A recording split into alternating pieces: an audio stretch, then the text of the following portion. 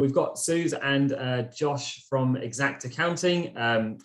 Xact Accounting, build Xact. There's no direct relation. We just work really well together. We obviously work with builders and trades, and Xact Accounting specialize in that space, but obviously from an accounting perspective. So welcome, guys. Thanks for coming on.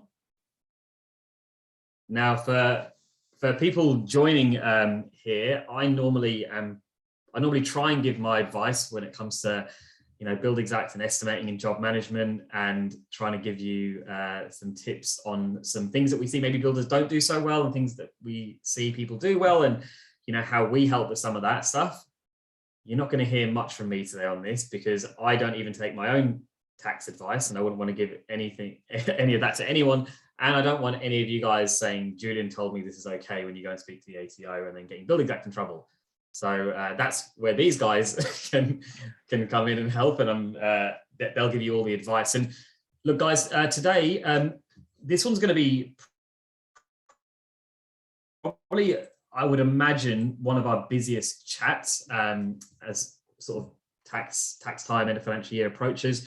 So if you have any questions, get them in early, get them into the chat. There's going to be 2 individual Q&A sessions. So Josh is going to start off first with his presentation. There's going to be some stuff there with trusts, and then Sue's going to hop in about what you can claim, basically, as far as I'm aware. So any questions you have, please just pop them in.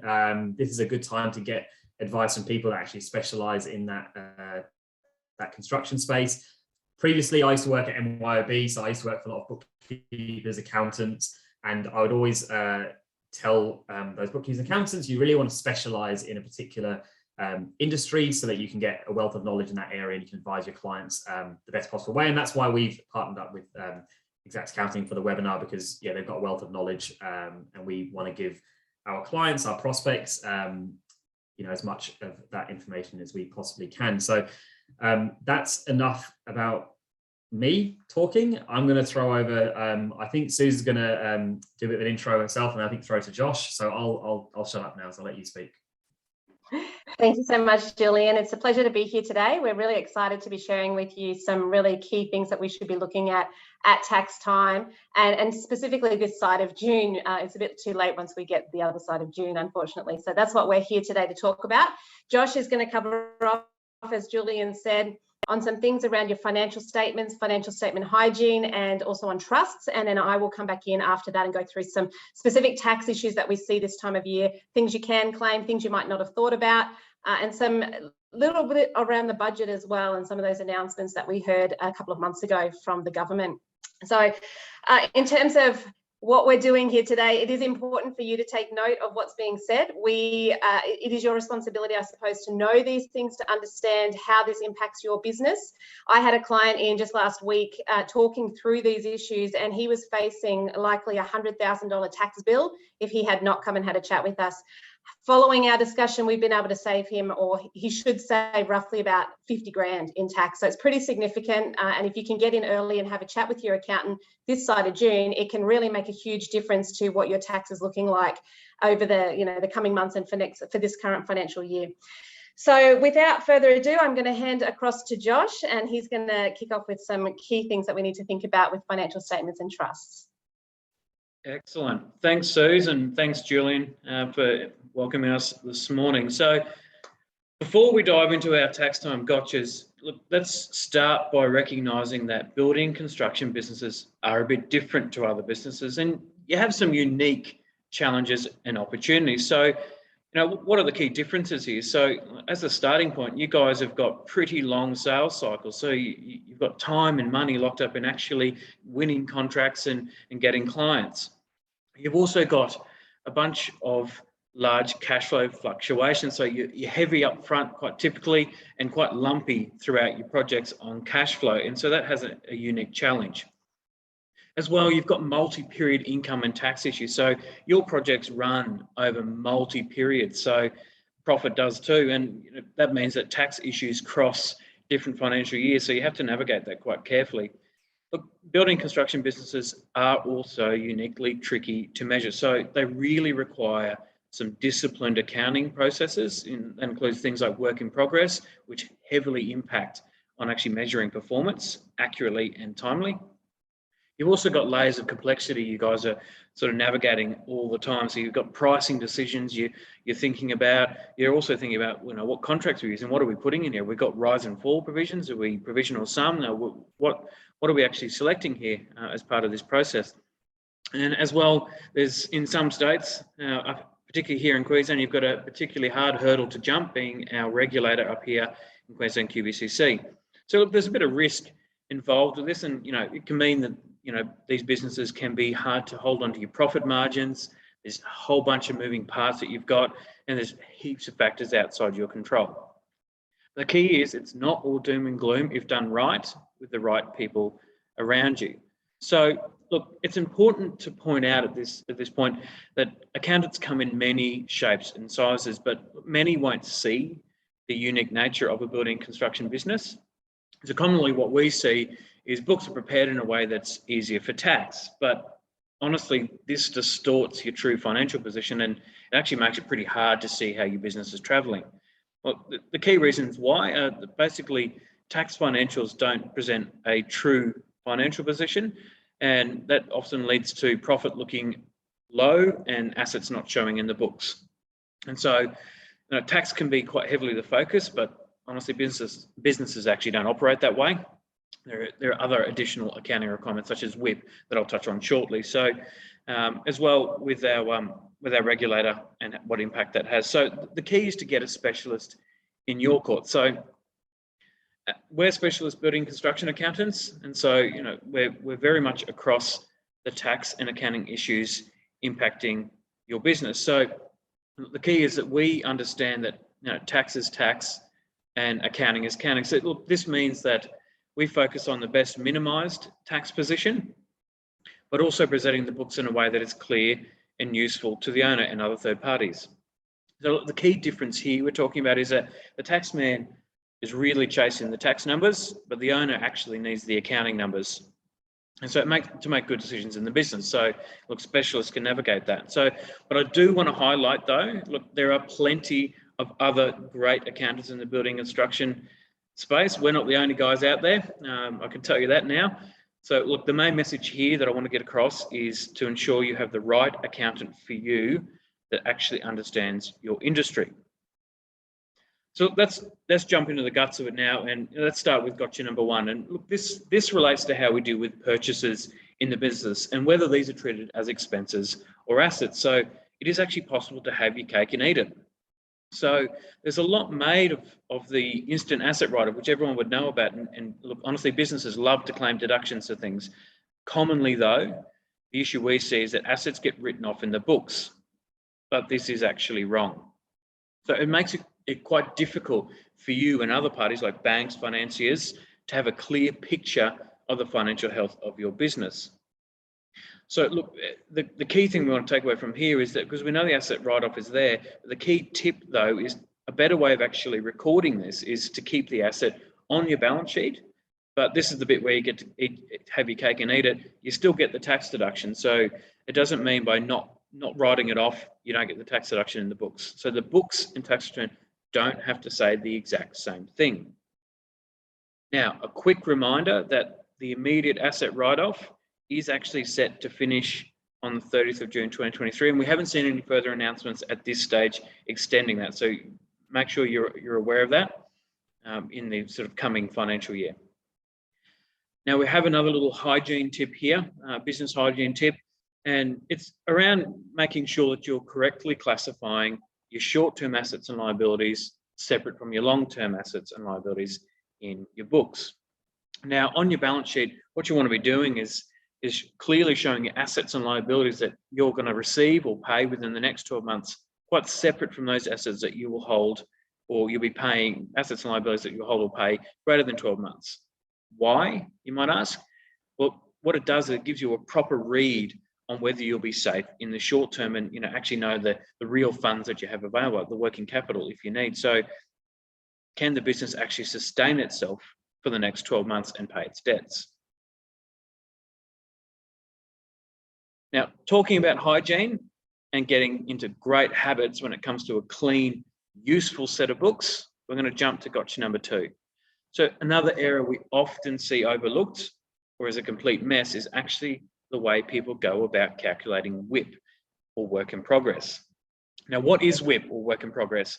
Look, at a really high level, it's a figure that's calculated to recognize the value of work done but not able to be invoiced, and in the inverse, in rare cases, paid for but not actually completed. So typically, this is an income item in the books with a matching asset on your balance sheet. Now, that's a whole subject in itself, so I'm not going to dive into the detail around WIP today, but I do want to touch on this because it is absolutely critical. So if you don't have WIP right, or even in your books, it will be near on impossible to actually work out if you're making a profit. Now, when I'm looking at a business that isn't calculating WIP or hasn't got WIP right, what you end up seeing is these sort of roller coaster in the month-to-month financials. So you'll have a few hero profit months followed by a few disaster loss months, and obviously if you average it, you might end up being okay, but you end up with these lumps, and so you don't really know how you're tracking. But the key way to actually get those lumps out of here is actually using WIP accounting. So this is not just important for you, but it is actually critical to understand the financial position, and third parties like banks, finance companies, etc., really want to have that in there so they can see how you're really financially traveling. Now, you might be sitting there going, we're on a tax webinar. Why are we talking about WIP? Well, look, firstly, it's an area of building construction accounting that we see people getting wrong constantly. So I do take every single chance I can get to actually talk about it because it is so important. So there's 2 main tips I want to share with you out of this, and I've got number 2 is, get WIP accounting into your books. So if you actually do have WIP accounting in your books, you're going to have a real edge to actually knowing your numbers and actually understanding your business performance. But the other key reason is if you've got WIP in the books, some people do actually mistakenly think that recording a WIP income figure means that I pay tax earlier because the income's looking up. But look, that is definitely not the case. WIP has no impact on tax.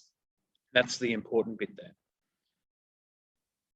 Now, in some states, your financial position will have implications for your building license.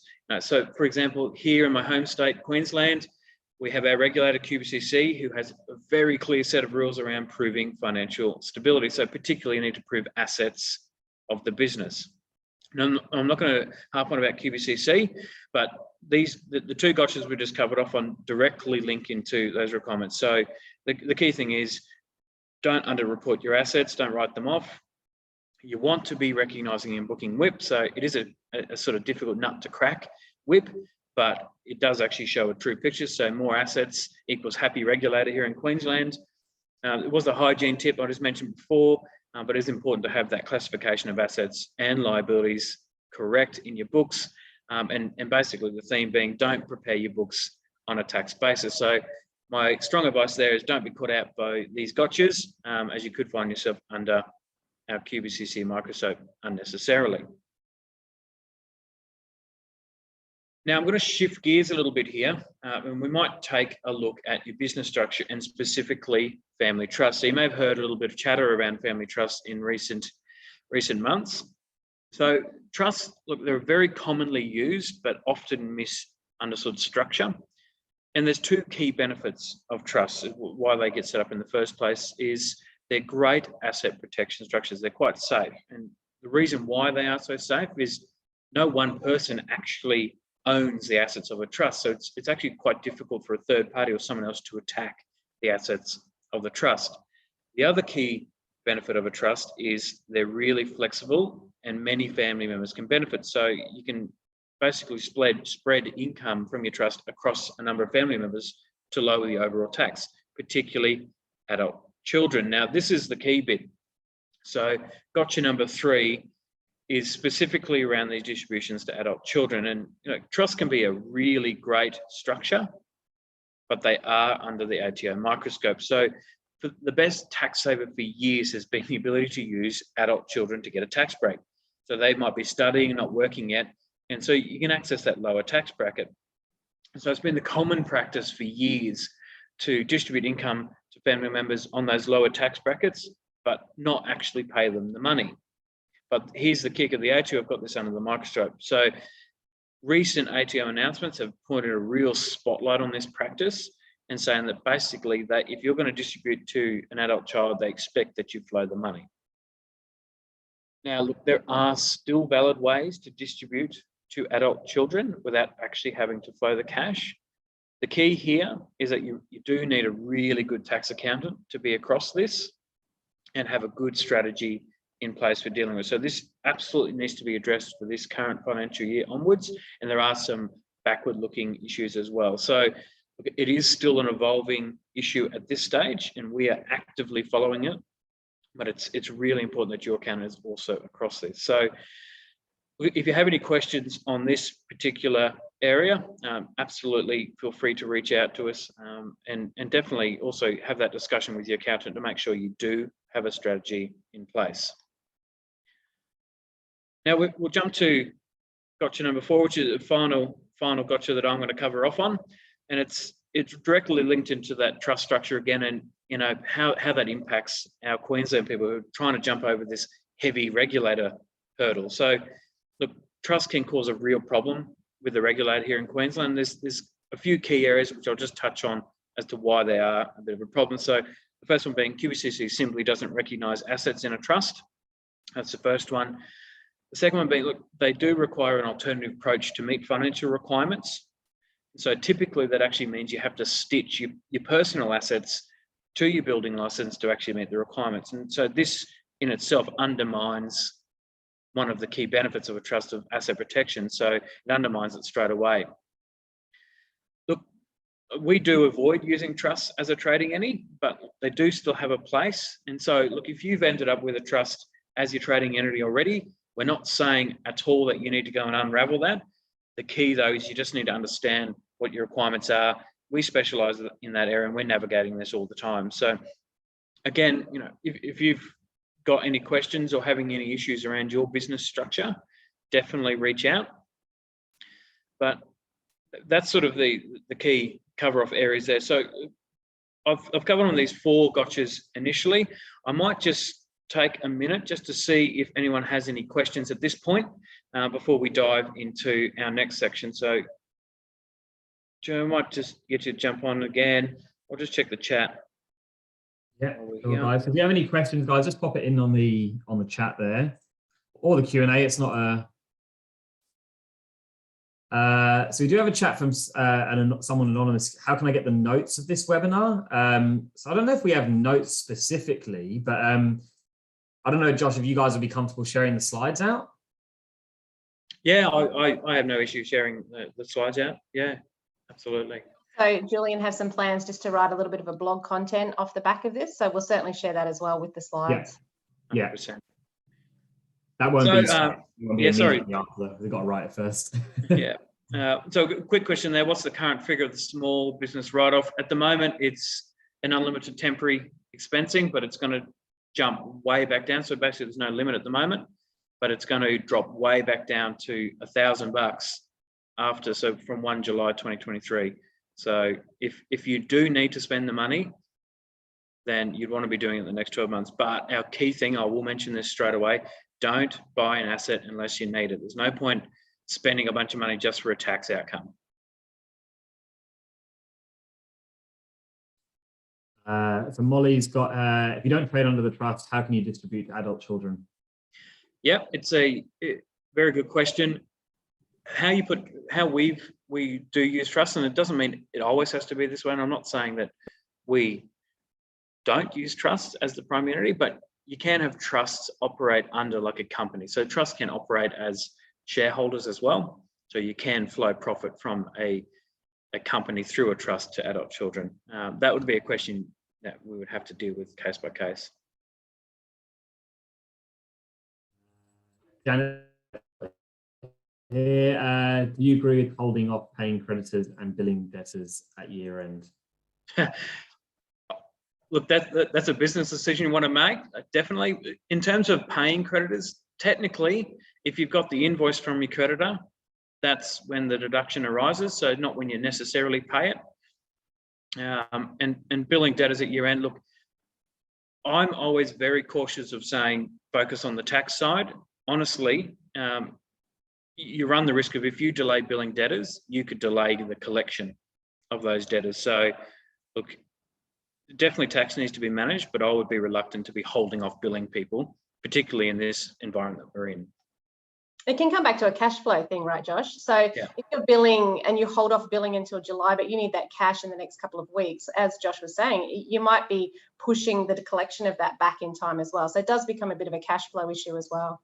Yeah, absolutely. Follow-up one here from Molly there, Josh. You say don't recommend trading under the trust, but isn't that the best vehicle for distributing your taxable income? It is the best vehicle for distributing taxable income across the family, but it's how the income gets into the trust that's the key difference here. So rather than it being primarily generated by the trust, the income could flow via a dividend from your trading company. Tawanda, do you have any tips on keeping track of work in progress? Do you use Xact? We have that inside our lovely software. That you can take whenever you want. 100%. That was the exact answer, Julian. Is any tips? Yes, use Xact. Peter, how do you reconcile difficulties of having a different accounting income to tax income for distribution purposes of a trust? Yeah, look, that's a really important question to ask, and so that is again a case by case. And so without diving into the technicals of how you can deal with trusts, definitely a decision needs to be made on, are we treating income in the trust on accounting basis or tax basis, definitely from distribution. And that is very important around our adult distribution changes that have come in. I could speak for a long time on that issue, but it is something to be carefully looked at, and it's not a one size fits all. From John, when is the best time of year to transfer money from a business to a family trust? I'm not sure there's no sort of best time. It depends on what you're trying to achieve. Best time of year to transfer money from business to family trust. There's two outcomes. There's actually one around when is the cash moving and when is the actual tax issue being triggered. So I wouldn't say there's any specific best time of year. The key, what I will point out though, is don't just wait till the very, very end to make the decision. So you want to be making sure you do that well ahead of 30 June each year. Same one there from John Josh. Also, the tax rate 30% when you put money into the trust. No, is the short answer. So trusts themselves don't pay tax. It all depends on where the money is actually flowing from the trust. So at the moment, trading companies are at 25%. So if anything flows from there, there's already some 25% that's been paid on companies, but in trust, it depends on the beneficiary. So if you had say, 18,000 worth of income and you distribute it to someone, there could be an outcome of zero tax. Josh, one here from Ekram. What is a healthy profit margin to achieve after expenditure? I guess that probably depends on the type of work you're doing, I guess, but yeah. I think we normally see people going for a margin of around the 20% mark, and margin, not markup. That tends to be what we see people. Yeah, and it definitely depends on the work. Obviously, a new build, you're not going to get the same margin as someone who's doing renovation work. Yeah. Well, a couple more. We might call the questions off. Yeah, we might continue on. Otherwise, we might get caught up in it. So, thanks, guys. I'll hand over to Suze now. She's going to keep working through a number of other tax time gotchas, what this means, as well as some year-round business hygiene. So, Suze, I'll hand over to you now. Yeah, thanks, guys, Josh. Just before you jump in there, for guys, any of you that have asked questions, we have a proper Q&A section at the end, so don't worry if we haven't got to your questions now. We will come back to it. Sorry to interrupt you there. So. No, that's fine. I was actually going to say exactly the same. So any other questions we've missed, we'll hold to the end. And there is another opportunity for questions there. So please keep those questions coming in chat or Q&A, whatever you prefer, and we're happy to take them at the end. So I'm going to move through now and move on to gotcha number 5. One of the things that we see a lot with businesses is, when do we lodge? Do we lodge on time? What if we don't have the money to pay it? How are we going to handle those things? The key thing here is never be late ever. Your tax lodgements are critical, are super important. Superannuation is a big one. A lot of people still don't realise that if you don't lodge your super and pay it on time, it's not deductible ever. So the due dates for super lodgements are the end of a quarter, 28 days after that. So for example, we've just ticked over our March quarter, 31 March. So the super that's owing from the 1st of January to the 31st of March is due to be paid and received by the Employee Super Fund by the 28th of April. So you've got that 28-day window at the end of a quarter to get that payment in. A lot of our clients these days are paying monthly just to stay on top of it and to help manage cash flow in that space as well, so that they can always make sure it's on time and not late. The BAS is another critical one. Make sure you're lodging that one on time as well. These days, we've got issues with deductibility of payroll if we're lodging BASs late. So we need to make sure that they're lodged on time to ensure your deductibility of your entire payroll. The other issue with BASs, and we've got our warning note there, is if a BAS is lodged more than 90 days late, you could be caught under a director penalty notice in relation to that outstanding amount as well. And super can also be caught under DPN. So it's critical to get these things lodged and paid as quickly as you can. With the TPAR, while there's nothing to pay on that, we have a lot of people that we see often still don't realise you've got to lodge that, a taxable payments annual report. That needs to be lodged by the 28th of July each year. As I said, nothing to pay on that report. It's just simply reporting to the ATO who you've paid to, or what you've paid to your subbies and contractors and those sorts of labour type jobs, roles. So it's critical, again, to put that one in and make sure it's lodged on time.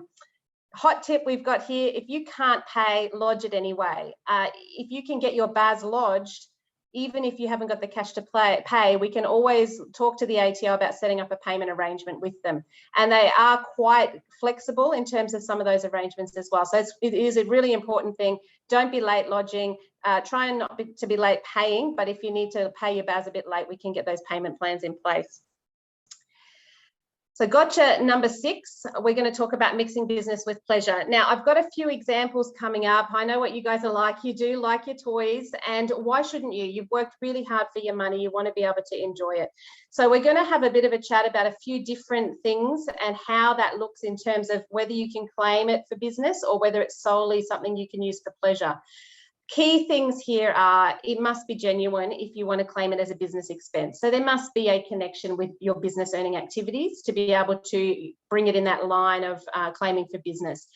The other thing here to note is it's the ATO that judges this, not you. So you coming and telling me as an accountant, I can claim it, I use it in the business all the time, is not going to cut it. The ATO has got guidelines on a lot of these things to give some indication as to whether or how they like to see you determining whether it is for business or not. And we'll go through those a little bit as we work through some of these things at the moment. Worst case scenario on this, you get it wrong, you get an ATO audit, what happens then? You have to repay it all. Effectively, you've claimed it for business, you shouldn't have, you pay it all back. The ATO thinks that you've done something really quite wrong in the situation. They could also charge penalties and interest on that for the fixing up and repayment and all those sorts of things. Our key tip here is having a bulletproof plan for how you're going to handle your business versus personal and sticking to it. We've got clients at one end of the spectrum that will not put anything through the business whatsoever, even a cup of coffee. And we've got clients at the other end of the spectrum who put everything through the business, their groceries, everything possible that you could think of. There's really nothing wrong with that, except that you're not getting reliable data and financial information on your financial statements, and you can't claim a tax deduction for those things that are personal. So what it means is at the end of the year, your accountant is sitting there trawling through your accounts, trying to identify what's business and what's personal, and probably costing you a bit of money to get that to happen. So we find most people like to sit somewhere in the middle and have a bit of a plan as to, well, what is business, what's personal, how do we treat that? Maybe they're running separate bank accounts for personal expenses versus business expenses to keep it nice and clean, and then having a good handle on if you are If it is something that is mixed, and we'll come to that in a minute, working out what the appropriate method is for claiming the business expense, and sticking with that as well. So we're going to talk first about your house, and often, particularly through COVID, we're seeing people now using their home as a place of business. Sometimes people are using it just to do a little bit of work on the couch in the evenings. Sometimes people have got it set up as a fully fledged office. And where it is set up as a fully fledged office, you might even have an admin staff member or an estimator or someone that's coming and working with you at your house. So those sorts of things where you are working from home are legitimate business expenses, but you do have to apportion that depending on how much of the house is being used or how you're working from home. So those first two examples there, work at home with you don't have an office set up, or you might have a home office that you're working from, but it's just a desk in a room somewhere in the house. Those sorts of things, generally the ATO will accept that you can claim what they refer to as the cents per hour rate or a diary method for claiming those expenses. Place of business is at home, so that's where you've got that dedicated area set up, and you might have other staff coming to the house to work as well.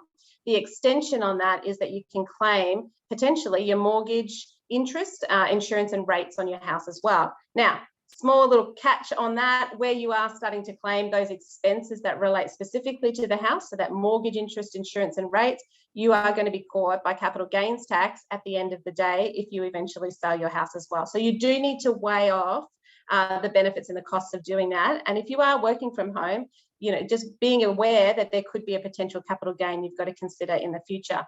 So there's something to discuss there with your accountant and to make sure you're getting that right as you go. We're going to move on now, have a look outside the home. So you guys probably have a shed in the backyard. You might be storing equipment in there for the business. You might be storing your materials out there as well. But you might also have your jet ski parked in the shed. You might have your ride-on mower, those sorts of things. So again, we've got to look at apportioning the business versus pleasure side of things with that shed. ATO in this case prefers your floor square area for that type of calculation. So that's very important to note and to work out what that floor square area is. Vehicles, yeah, you guys love your vehicles, and I know you're probably all across this, know what that's all about. The key part here is, are you using your vehicle for business and pleasure? Again, same questions we're asking. Most of the time there is going to be some sort of personal component involved, whether it's a camping trip once or twice a year that you're using the ute for, or whether it's dropping the kids to school a couple of days a week, or whatever it is. ATO preferred method here for you recording what's business versus pleasure is your logbook. Important to do. It's probably important to note that your logbook needs to be kept for 5 years, but if you change vehicles within that 5-year period, but you don't change your pattern of usage, you don't need to do your logbook again. So that existing logbook is quite okay to continue using with another vehicle, so long as that pattern of usage hasn't changed. A couple of other fun things that we're getting asked more and more about, boats, caravans, and yes, true as it might seem, I have been asked about a plane recently as well. Boats, generally not deductible ever, generally not considered for business at all, generally are considered a private asset by the ATO. You would have to have some quite strong arguments there to prove that there is a business connection if you're trying to claim your boat as a deduction. Here in Brisbane, we do have a couple of little islands off the coast that some of our clients do work at, and we have talked to them a couple of times about, well, if they are buying a boat, what they can claim and what they can't claim. If you're in that situation, really good idea to have a chat with your accountant before you go ahead and spend 80 or 90 grand on a nice luxury yacht. You may not be able to get away with that as an expense in the same way you might if it's just a little tinny that you're running across to carry some tools and equipment. So have a chat with your accountant on that in that space. Caravans, trailers are another good one. Again, you've got to look at what your actual usage is, and keeping a logbook is critical for those, and looking at what you're actually doing with the caravan. If it's purely camping, it's clearly personal. If you've got the situation where you're working maybe regional and you do decide you're going to buy a caravan, it's easy to carry your tools and equipment. You've got to take maybe something a bit bigger than you normally would. I've got a client that's actually specially fitted out a caravan to be able to carry some of their equipment. So there's some examples and situations where you might actually be able to claim a little bit more when it has been kitted out especially for work purposes. The plane is an interesting one. I hear you all asking, how can I get my hands on one of those and claim it? Bottom line is, again, logbooks. there needs to be a good connection between why you've got a plane and how you're using it for business. If most of your work is just around town, I'm pretty sure you're not going to be able to get your plane over the line. But if you are working more regionally and maybe you do have a pilot's license, some remote areas, it's much easier to access in that space. You might have a better argument of what you can and can't claim. But again, critical logbooks or floor square area if you're looking at houses and sheds, those sorts of things. So I'm going to move along now, have a quick look at a couple of the things that came out of the budget. So end of March, you might remember the government announced a couple of extra incentives and additional deductions we could claim. One was the technology investment boost, and the other was the skills and training boost. Now, both of them were allowing us to claim effectively 120% of the expense. Catch on both of those is that if you spend the money this financial year, you don't get to claim the deduction until next financial year. The technology investment boost was only going to run until 30 June 2023. The skills and training boost is running until 30 June 2024. Have to be very careful about the courses that you're looking at for that. They do have to meet certain eligibility criteria, so just be aware of those. And it's also important to note the technology boost is capped at $100,000 each year. So 100,000 this year and 100,000 next year. Now, that all sounds fantastic, but big gotcha right here. There is no law around this as yet. It has not been passed. Therefore, it is just some nice talk from the government at the moment. From what we can see, they are holding off on this legislation until post-election. So really, it's going to depend on whether we have another Liberal government coming back in which case this will probably proceed, or whether we do move to a Labor government post-election, and then it's up in the air. We haven't heard their position on this at all at the moment. So I would hold off on these big decisions until we see what happens post-election, or have a chat with your accountant about the implications if you decide to go on the basis of the government announcements, the budget announcements, or not. So I would definitely consider this carefully if you're going to look at using either of these deductions this year. A few other quick tax planning tips that we wanted to have a quick chat about. Superannuation contributions, as I mentioned before, they are not deductible if they're not paid on time. So very critical that you do pay your June contributions on time. The other important thing to note on super contributions is they're only deductible when you pay it.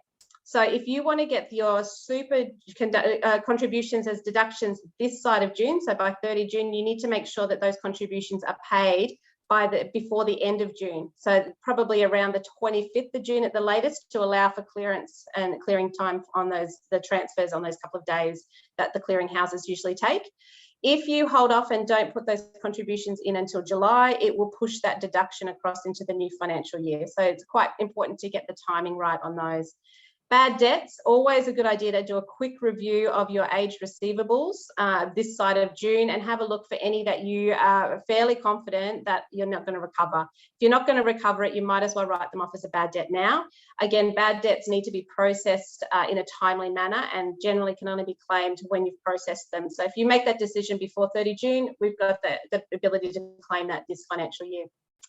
As Josh mentioned earlier, instant asset write-off. It looks like we're on the last legs with this particular deduction, and he did mention as well, it is an unlimited type of cap right now.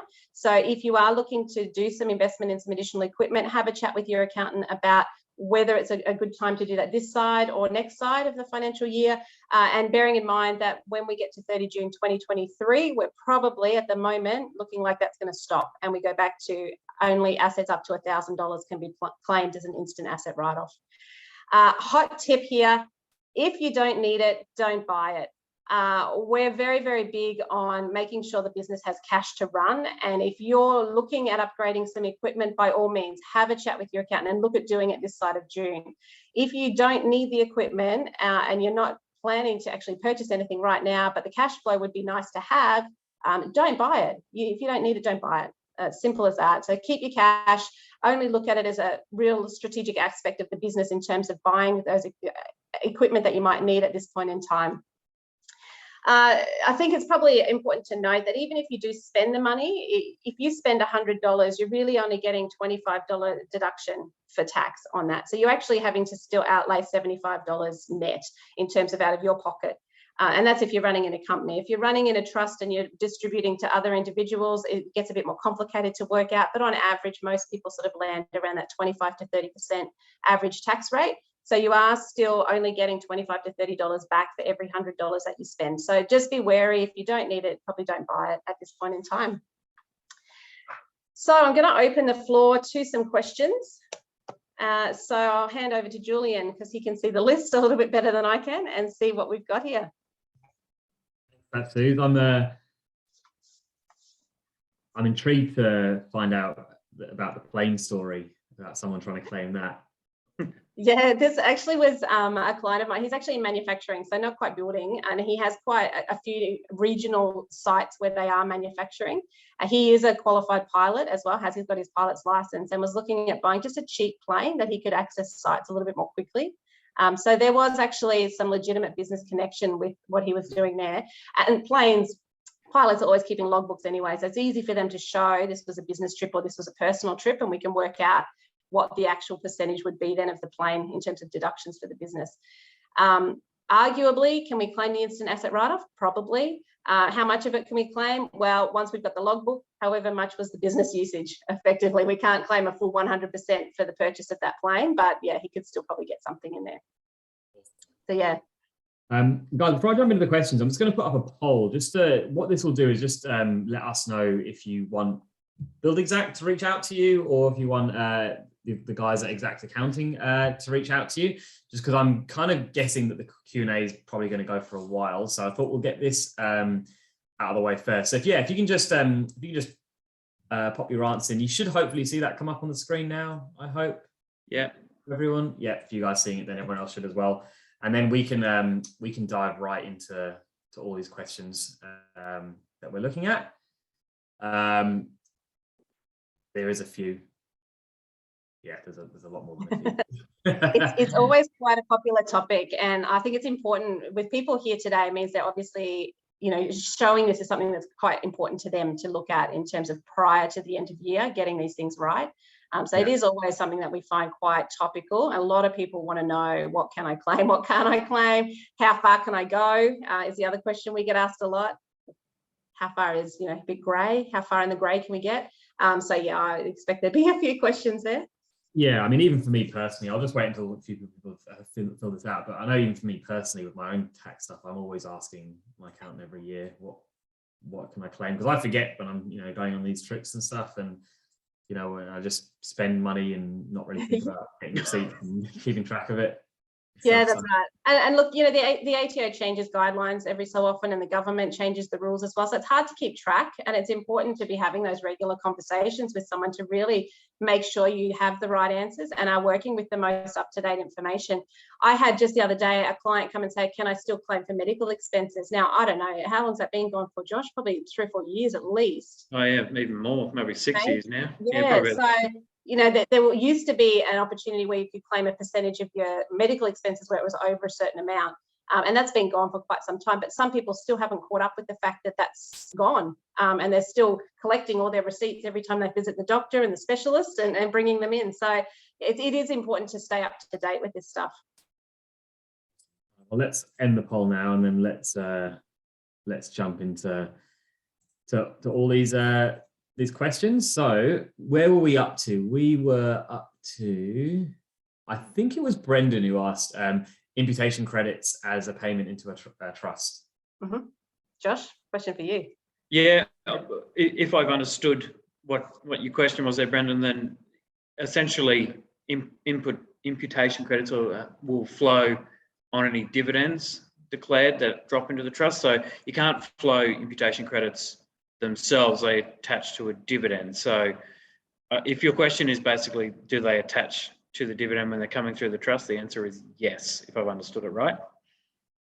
Yeah, and I think just to extend on that too, Josh, it can come through from a company, and then you still push those franking credits through to the individual's beneficiaries or whoever ends up receiving that at the end of the day. So the trust is just a pass-through vehicle for those dividends.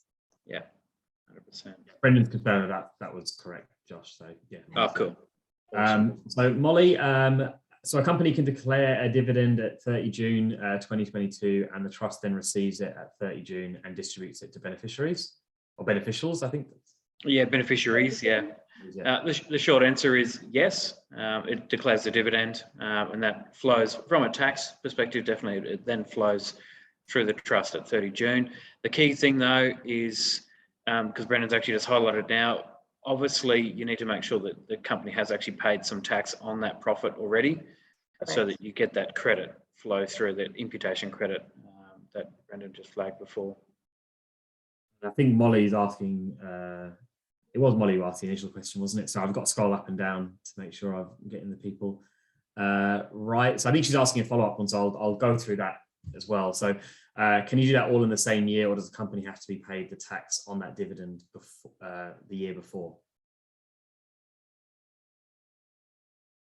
Yeah, the short answer, you do. The company does have to need to pay the tax. Like the credit is available when you actually pay it to the ATO, and so there could be, if you can quantify the actual tax position, you may be able to pay the tax early, but many can't actually quantify it by 30 June just yet. So typically, it's the next year that the franking credits will flow with dividends.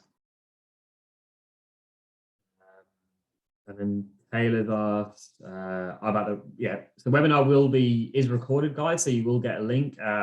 It will also be up on our YouTube page probably later on today as well. So if you don't see the link come through, which you should do at some point, but it'll be up on the Build Is That YouTube page as well. So Molly, does a 6-year rule apply to if you're using a room for an office, but 3 years ago you had a baby in that room, personal? That's a really good question. The 6-year rule, for those that aren't aware, is where you can rent out part of your property and still claim the main residence exemption, excuse me, so long as you sell the property within 6 years or move back in and reclaim it as your main residence in that period.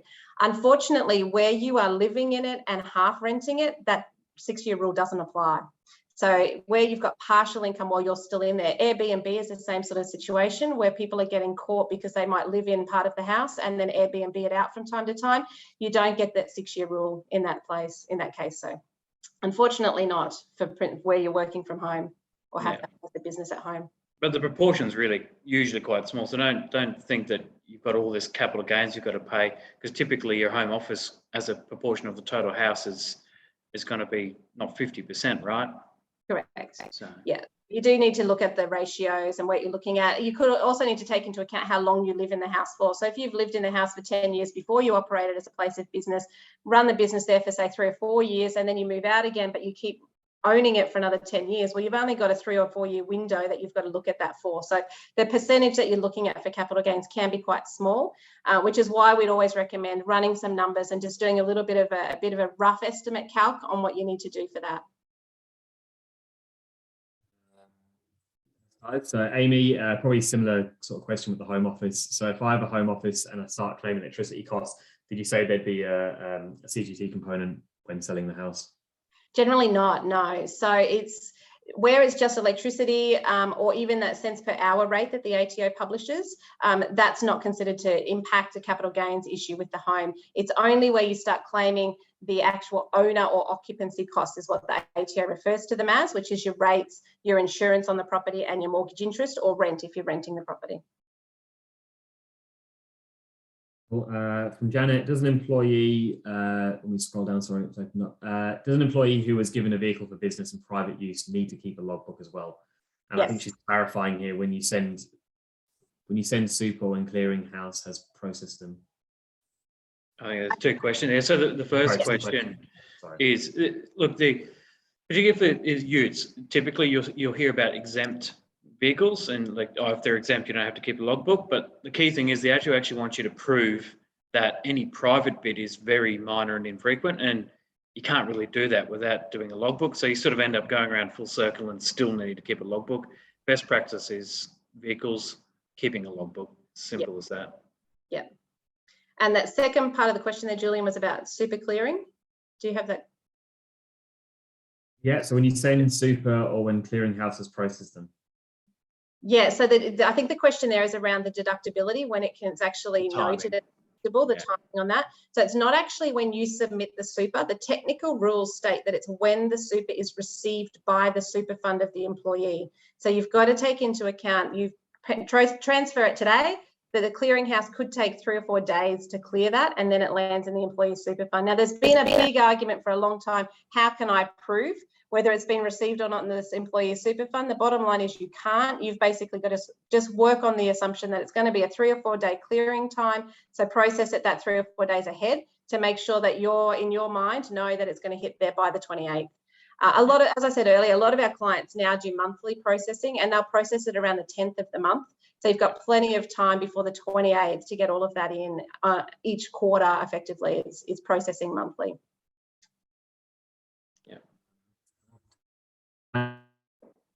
Here, are watchdogs on a building site a deductible security expense? What are the views of the ATO on it?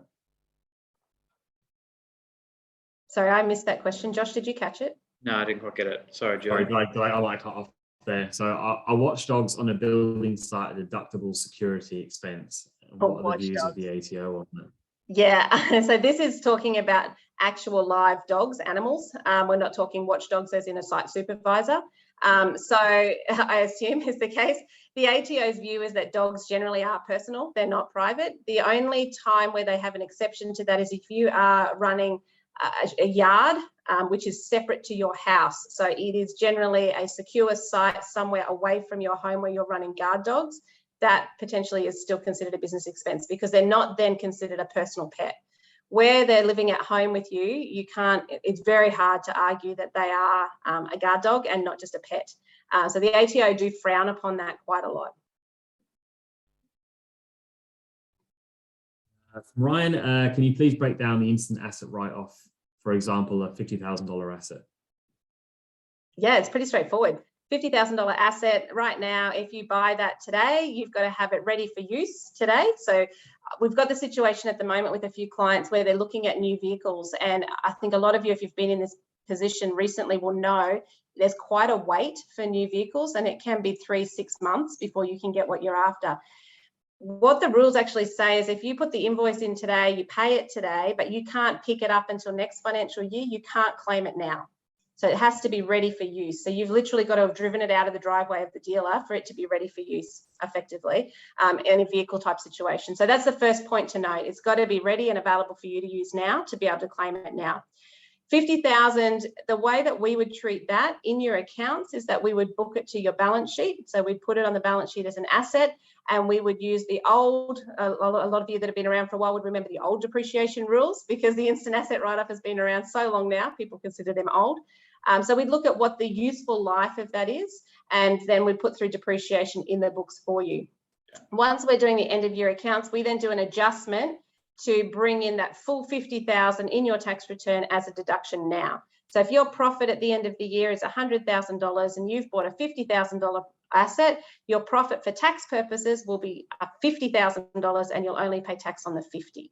I hope that makes sense. But yeah, we're happy to take any other questions on that if anyone's got any further questions. I might even just mention here, Julian, as well, we're actually opening up to everyone that's attending today a free 30-minute consultation with either Josh or myself. So if you do have any specific questions that we don't get to or that are not addressed adequately for you today, feel free to jump in and book with us a 30-minute consultation, and we can go through those questions with you at that point. And it'll be a little bit more specific too for your circumstances. And just on that one, so I'm not sure if it's an obvious one or not, but the instant asset write-off, does it apply to, say, for a vehicle, does it apply to new and like pre-owned or used? It does, yeah. So if it's new for you, but it might be secondhand for somebody else, it can still apply. Probably a good point to note is with vehicles, there is a depreciation limit, which I just looked at the other day, and it's just tipped over the 60,000 mark. So if you buy a vehicle for 80 grand, you actually can only claim up to 60 and something on that, because there is a depreciation limit on those. But otherwise, equipment, so you're buying a new excavator or you're buying, I don't know, something else in that vein, there's no issue with those sorts of claims at 100%.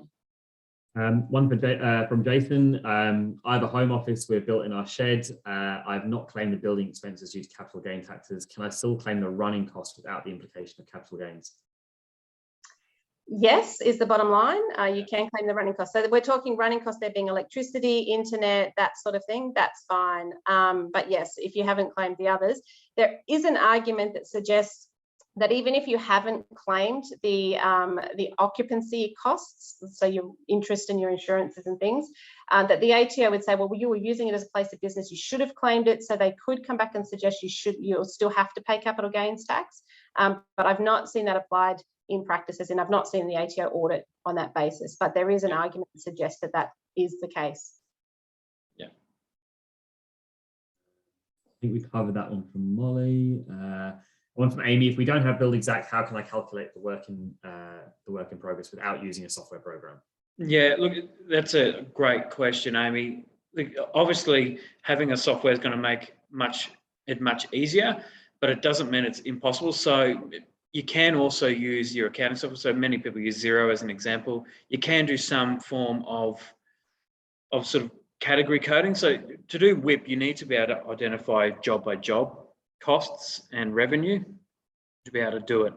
And so if you're not capturing the data anywhere, it's going to be quite difficult. I will point out now, and we're happy to share that as well. We recently actually ran a WIP webinar from Xact, and with actually working through how to do the calculation with a tool that we created as well, which we're more than happy to share with people on the webinar today. But the short answer is, if you're not tracking the job costs, then it will be quite tricky, to be honest.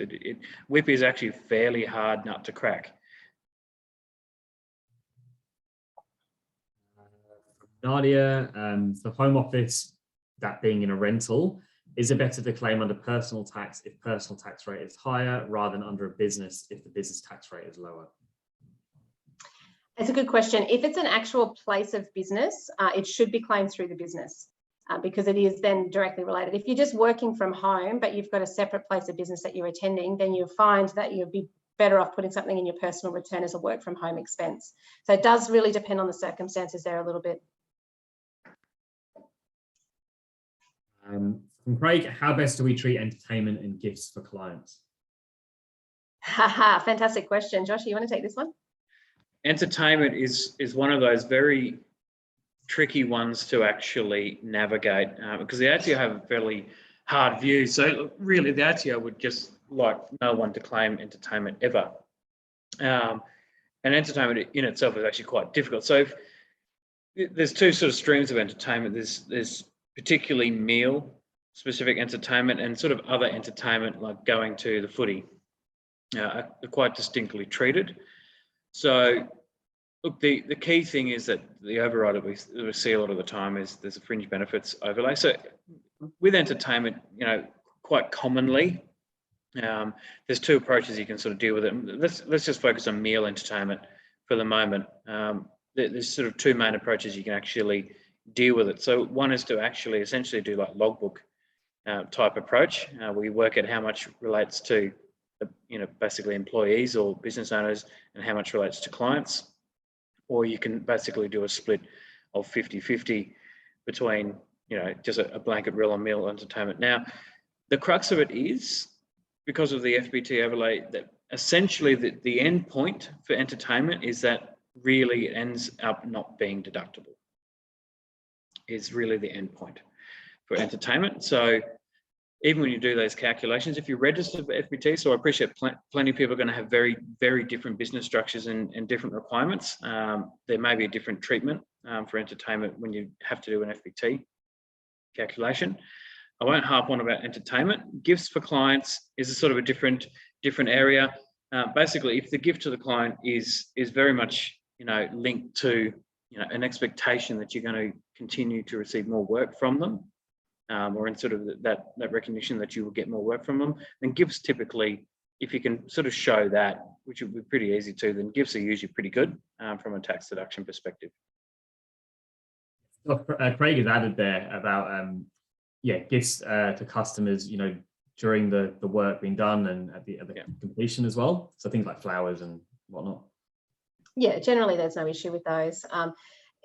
definitely to suppliers and customers, there's generally not an issue. If it's to employees, then you've got some issues under the FBT laws. So you just got to be careful in that space where it's employee related. Yeah. If you want to send me flowers, then you can go right ahead.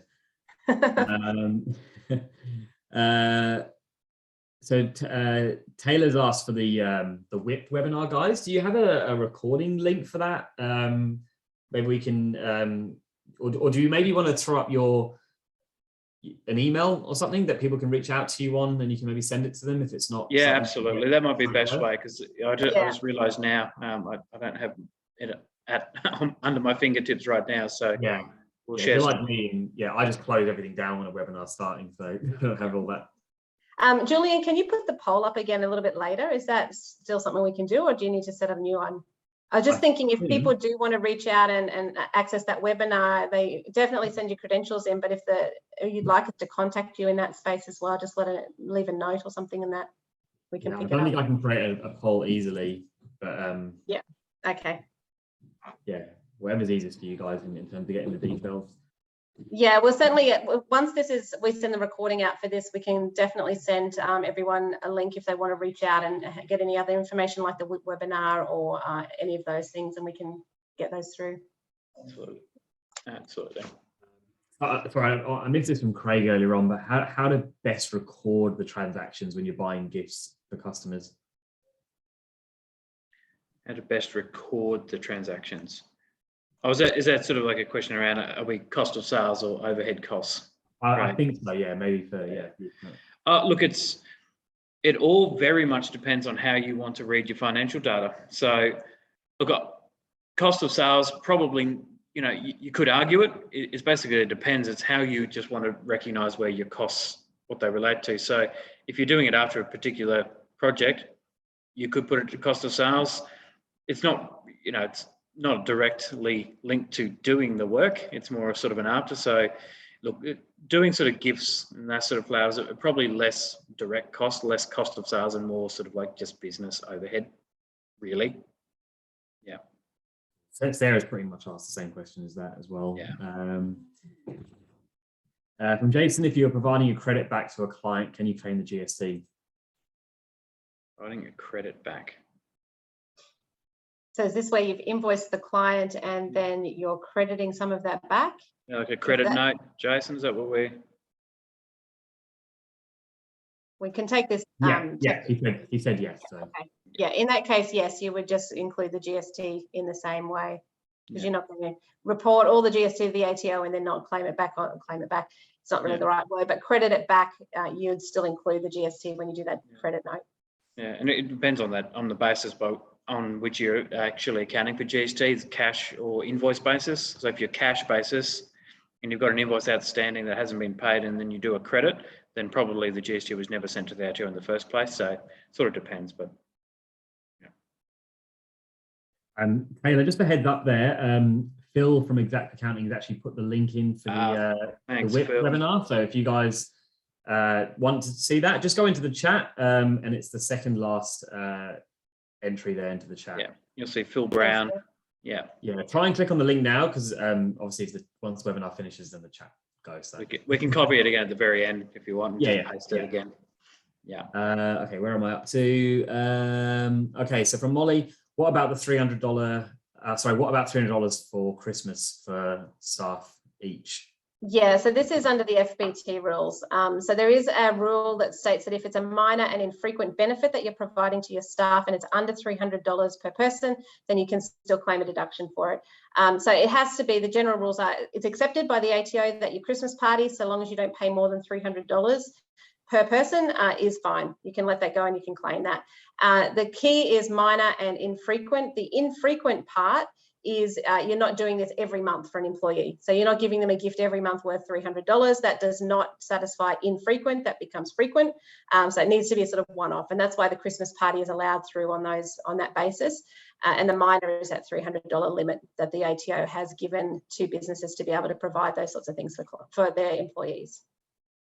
And so if that was mid-year, so Could Yeah, Molly same potentially thing. So give it's it? infrequent. Infrequent. So it's once, twice a year. I've seen some people, some clients as well, use it as sales incentives for some of their staff. So they might have a particularly good month and just chip them each a little gift voucher here and there. Might be a couple $100 gift voucher. Again, same thing. You're not doing it every month. It's just every so often you'll just rip it out and say, here you go, guys. Have a bit of a treat on us. So yeah, that's all fine. Yeah. No exact time. No exact timing on it. No exact timing. No, the ATO has never come in and said this is what we consider frequent and this is what we consider infrequent. It comes back to common sense, really. Like I said, if it's every month, it's pretty consistent, and that would probably make it frequent. If it's once a quarter, I don't know, arguably, but if you're consistently doing it every quarter, is it then an expectation more than a gift? So I guess it comes back to common sense. Yeah. So yeah, that's right, Molly. There would be no fringe benefit if you tick both minor and infrequent. Correct. I think Tanya's question was pretty much covering that as well. So do you always have to register for fringe benefit tax if the gifts are minimal frequent? So I'm assuming that covers what you just said there, guys.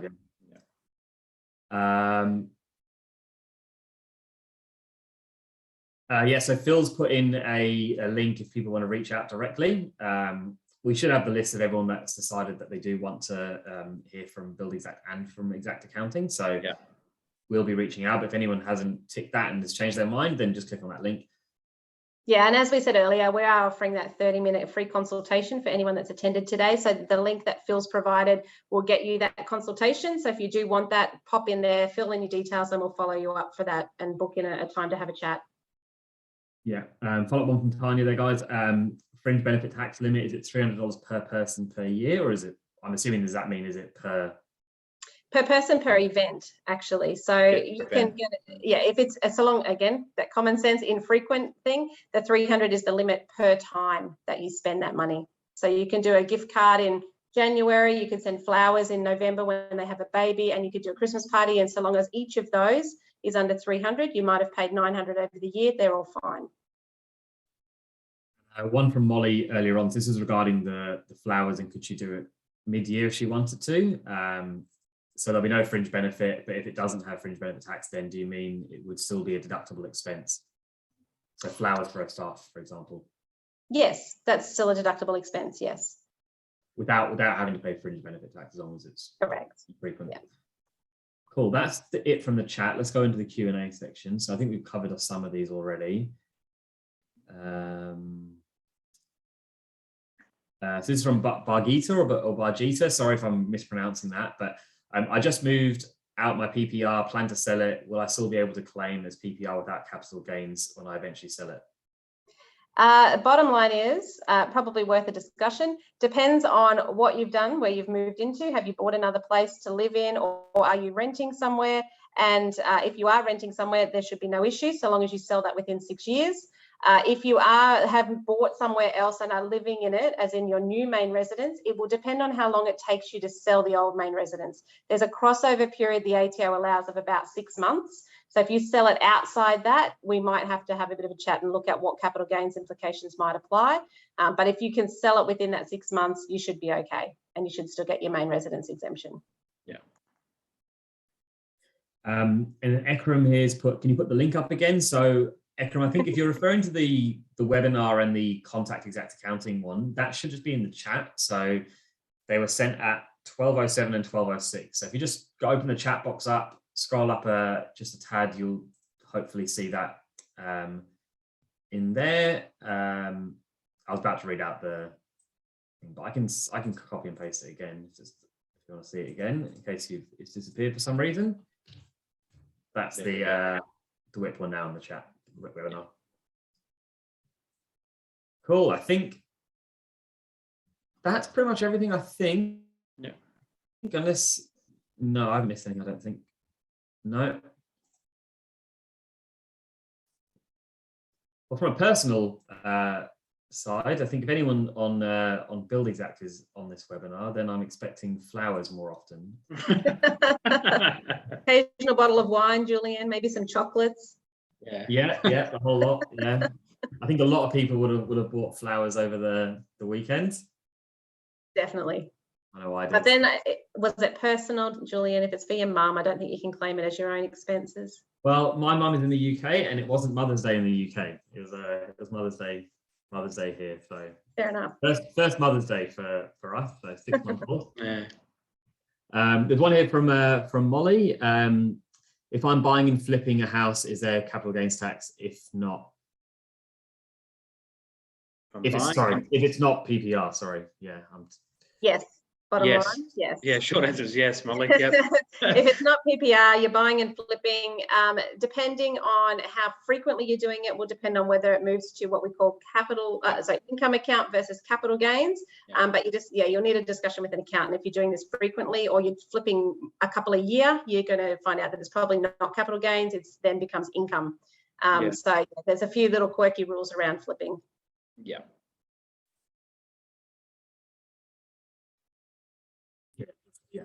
Just follow up on that. Income versus CGT.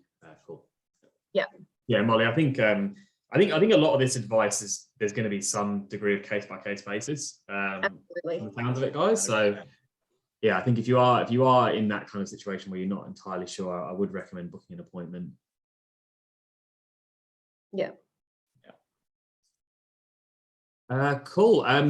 So guys, there was a question there about the slides as well. How best is it to make those slides available to people?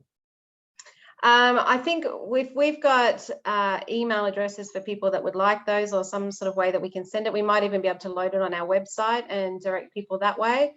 They can download them from there. But Phil will be in the chat somewhere, and he'll be hearing these questions, and he is our guru when it comes to sorting that stuff out. Yeah. So I'm sure we can find out some answers, and we'll definitely be able to get some information to people about how to access those. Yeah. There you go. go. Phil says he's going to drop them on the blog when it cool. comes out. There you go. Perfect. There we go. And we'll circulate that via email and so forth for any attendees as well, so everyone's got access to the webinar recording, the slides, and the blog once we've got that out. Absolutely. Awesome. Well, I think that's it, guys. That seems to be all the questions. I love doing these ones at tax time because there's always, we did one last year with you as well, and there's just always questions that people need to know, and it'll be the same next year and the year after. And yeah, Taylor just said thank you there again. Thanks. Yeah, so I think we'll call it there, guys. That seems to be everything. Yeah. So Craig's asked if you guys do office visits. Where are you based? Yeah, first question, where are you? We're up for a trip to Melbourne soon, so I'm sure if you're Gold down Coast. there, we can hop in. Yeah, absolutely. No, we can definitely do office based. It just depends on location in terms of how easy it is for us to access. Yeah, absolutely. So yeah, I think it's you Queenslanders are a little bit more face to face. In Melbourne, we couldn't do anything face to face for about a year. So most people in Melbourne don't want to meet face to face. A lot of it is Zoom now for most things. So no, our office is definitely open, and we've got clients coming in and out frequently, and we're often out at client sites. So we're not more than happy to do face to face appointments or Zoom as well. So happy to do either way. Yeah, and Taylor's asked, they're based in Melbourne, so do you take clients down here? I assume that's yes. Yes. We have actually got some other clients in Victoria, Melbourne. So yes, we absolutely do. Absolutely, we do. And, Craig, do we offer a books audit? Is that basically you'd like a second set of eyes? Question, is that, if I'm reading that right? The short answer is yes, we do the 30-minute free consult. So we're happy to cast our eyes over your books. If you want to book a session, absolutely. So I've got a feeling, Suze, Phil might be messaging saying that you might have a few more slides. I'm not sure if that's the end of yours or if it's... I guess we did have a couple more slides, really just going through. I'm happy to run through them if we've got a couple minutes. Yeah. I mean, people can stay on and... Really, it was just making sure that you've got the right people. Sorry, my slides don't seem to always move. Oh, there you go. Really just making sure you've got the right people working with you from a financial perspective. So if you don't have a good bookkeeper, they are absolutely critical to making sure that your business is running smoothly and effectively. They are worth their weight in gold. We'll work through with you getting that day-to-day data entry up to date and make sure that you've got the information at your fingertips at any point in time. Your accountant, absolutely critical for those decisions that you need to make on a regular basis. You should be in constant contact with your accountants. If you're worried about fees in that space, probably worth looking for an accountant that charges on a fixed fee basis rather than a per minute basis. We've certainly had clients come across to us that have said, I'm a bit worried about how much it's going to cost every time I pick up the phone. If that's a concern, then we don't work on that basis. So we're happy to have a chat in that space. But having a good accountant working with your bookkeeper is critical to making sure you know what your numbers are and you're getting the right information year round, really, but along with that, getting the tax information to the ATO in a timely manner as well. And then it's critical to have a commercial advisor, what we like to call CFO advisory. That person is more across the detailed analysis of your book. So looking at where are you making margins, what are your margins, how can you improve those margins, how can you make sure your gross profit is maximized, minimizing your overheads or keeping them under control so that you can maximize your profit that's coming back to you. So that person is absolutely critical in terms of helping you formulate the correct formulas that you need to run in the business as well. And then I suppose the last person that we'd suggest that you need in your posse, as we refer to it, is your financial advisor. So making sure you've got someone in that space that can look at your finances, not just the business finances, but the personal finances, and look after you effectively from birth through to death, if that is a way to put it, but basically looking at your personal, and down to the future. So how are you investing that wealth that you've created? How are you managing that wealth for your future and for potentially your retirement? So look, that's probably the key people that we see that you need in that space. And then I guess the only other slide we had left was where to from here. And we've talked a little bit about this already. A few of the questions have sort of tended to hinge on this a little bit. Josh mentioned it before. If you do want some help reviewing anything with your current accountant or anything in the space that they've prepared, or you want a second opinion on anything, we're happy to do that. Any other questions coming out of today where people may get off the webinar and think, oh, I wish I'd asked that, we're happy to take questions in that space and any follow-ups. We are, as I said a few times, offering that 30-minute free consultation. So any of those questions coming out, you're certainly welcome to book a time with us to go through it. If you need a referral to any of those people that we've talked about, so the bookkeeper, the commercial advisor, or a financial planner or advisor, we're happy to give you those referrals as well. Big thing we just wanted to mention very, very quickly, Xact Analytics coming soon. We're actually building an app specifically for building and construction that is linking Build Xact and Xero together to pull out information that you can have live on your phone at any point in time. So you can pull out a job that you're working on and see, is it making me money? How much money have I got left in this job? Where am I spending, et cetera, et cetera. So it's really going to be a game changer really for building and construction. As I said, it's linking Build Xact with Xero, pulling that data through. So if you're on those platforms, it's probably a great opportunity to have a look at that. If you would like information about that, we've got a waiting list. We're sort of in alpha stage at the moment with testing on that. So if you'd like a bit more of a look on that, please just fill in some information and we'll get some more details to you. And as I said, and Josh has said as well, if you'd like to have a chat with us or work with us, we're happy to take questions, happy to take appointments and any further follow-ups that any guys would like. So yeah, that was pretty much all we had left. So thanks, Julian, appreciate it. Thanks everyone for attending today. I'm sure Julian's going to do a wrap up, but we've had a great time answering your questions and hope you found it informative. Thanks everyone, it's been great. Absolutely. Great having you guys on. There was a couple of follow-up ones. So Taylor has just said, where do we find the commercial advisor? So I'm guessing just reach out to you guys. Absolutely. Yeah, we can certainly, we can refer someone through there. Yep, definitely.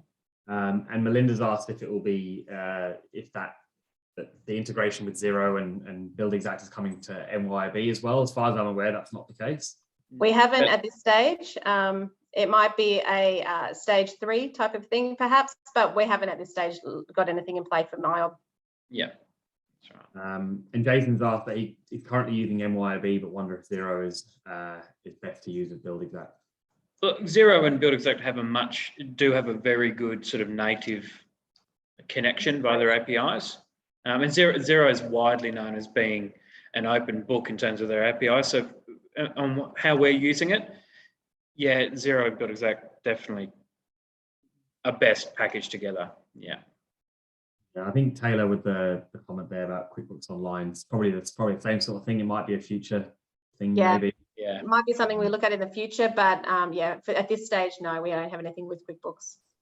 Yeah, I think on the MYB front, so I was at MYB, and MYB were going down a route where they try to build everything inside the platform, whereas Xero at the very beginning were very much just saying, we're not going to build all this stuff, we're just going to let other people, specialized in doing it, do it. And I think MYB are probably trying to play catch up a little bit on that space at the moment. They're making grounds though, so yeah, we'll see how they go in the future. So Jason, I think was there a follow-up question? Yeah, more info to keep WIP log. I would definitely encourage you, Jason, to have a look at our WIP webinar, and absolutely happy to talk through that with you as well. It is a hard nut to crack, so it's it typically would be best to have some guidance on it. Absolutely. And changing from MYB to Xero, guys, well, how difficult is that to do? It's not difficult at all. Sorry, Suze. Yeah, no, it's pretty straightforward these days. There's actually a program that will do a conversion for you fairly quickly. It might be a 48-hour sort of process, but it's fairly quick. Yeah, absolutely. Yeah, Phil's throwing a question at you, Julia. yeah. Phil, happy to team up on a webinar for WIP. That works perfectly. And you guys will have that ready soon with the integration, so it might be a good one to talk about. Yeah, that was a key thing of Xact Analytics. If you got that connected and you're using Xero and Build.Xact, WIP will actually be able to calculate it as part of our app. So it's very important. Yeah, so it will be a real-time calculation. Yeah. Cool. Well, maybe we'll call it there, guys, because we've been on for a little while now, and there's tons of questions. It's awesome to see so many questions. So thanks to everyone that submitted them, and hopefully you got tons of advice out of this. And luckily it wasn't from me, so I can't be getting in trouble from anyone. But awesome. Thanks Suze and Josh and Phil in the background there for jumping in with those links. And really appreciate you guys staying so long. And yeah, that's it from me. Obviously, we'll be in touch with anyone that said to be in touch with Build.Xact, and obviously the same thing for Xact Accounting. And yeah, if you want to rewatch this, then the recording, Zoom normally takes a little while to get the recording, and then we'll publish it up. But it will be there, and then the blog, we'll have to write the blog and get it up as well. So that'll be a little bit delayed on it, but yeah, we'll get it up for you guys. Yeah. Awesome. Thank you, everyone. Thanks, everyone. Thanks, Julian. Thank you. Cheers, guys.